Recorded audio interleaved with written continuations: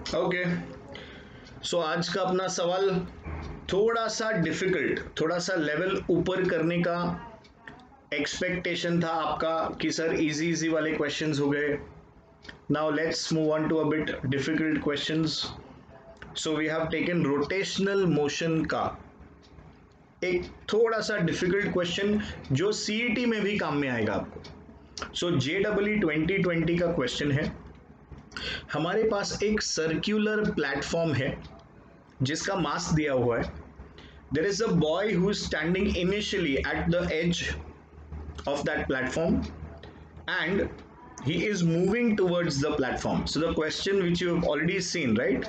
Question आप देख चुके हैं, उसका हम solution देखने जा रहे हैं. So uniform circular platform mass is 200 kg, rotating at 5 rpm.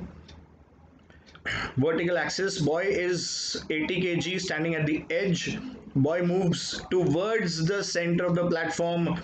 Find the angular speed. तो नया स्पीड चाहिए. देखिए, इनिशियल केस 1, ये अपने पास में डिस्क है, प्लेटफॉर्म मतलब डिस्क हो गया, and we have the boy standing at the edge. तो इधर मेरे पास में दो बॉडीज इन्वॉल्व है, एक हो गया अपना डिस्क और दूसरा है ये बॉय. तो इसका I1 ओमेगा 1 कैसे निकलेगा? I1 will be, पहले डिस्क के लिए लिख लीजिए, it is going to be half mr square plus second body involve in this boy, so उसका mr square into omega 1 which is my 2πn1.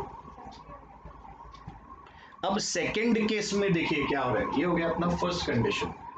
Second condition में ये जो बॉय है, ये बॉय चल के आ गया and he is at the centre. मतलब अब जो डिस्क का एक्सिस है और बॉय है ये एक साथ है. तो बेसिकली मोमेंट ऑफ इनर्शिया कम हो जाएगा. करेक्ट, एक पार्टिकल ही खत्म हो गया आपका. अब क्योंकि मोमेंट ऑफ इनर्शिया इस बॉय का कम हो गया, इसलिए एंगुलर स्पीड बढ़ना चाहिए. तो जैसे ही मैं क्वेश्चन पढ़ता हूं और ऑप्शंस देखता हूं, तो ऑप्शन देखते ही मैं दो ऑप्शंस एलिमिनेट कर सकता हूं. 5 से कम तो हो ही नहीं सकता. तो either I am looking at 6 और आई एम लुकिंग एट 9. और उसमें भी अगर आप लॉजिकली सोचे तो 80 kg का इफेक्ट कम हो रहा है, तो करस्पॉन्डिंग जो इंक्रीज है वो उसी रेंज में होगा, है ना. 80 to 100, करेक्ट, ऑलमोस्ट आधा हो जाता है. तो डबल का फैक्टर इन्वॉल्व होना चाहिए. सो 5 का डबल इज 10, उससे थोड़ा कम. So 9 should be a logical way to get the answer. Even if you do not know the formula तो भी आप लॉजिकली पहुंच सकते हैं वहां पे. चलिए, एनीवेज, तो अब हम जाते हैं I2 ओमेगा 2. तो I2 अपने पास क्या रहेगा? I2 अपने पास में सिर्फ और सिर्फ एक ही पार्टी बचा आपके पास. सेकेंड पार्टी का इफेक्ट इज खत्म, ये आर का इफेक्ट हैज बिकम 0. तो इधर आपके पास बचा half m r square omega 2. Omega 2 को हम लिखेंगे mr स्क्वायर 2πn2. चलिए, इक्वेट किया जाए अभी इसको. Fine. So what are the numbers involved here? अगर आप देखें इसमें कॉमन टर्म्स क्या क्या उड़ जाता है. देखो 2π आपका कैंसिल हो जाता है, राइट. ये r स्क्वायर और r स्क्वायर आप हटा दीजिए. So you are left with half m. तो मेरे पास में हाफ m इज 200. ये अपना प्लेटफॉर्म जो डिस्क है उसका है. So this is 200 upon 2, so this is 100 plus mass of the boy is 80.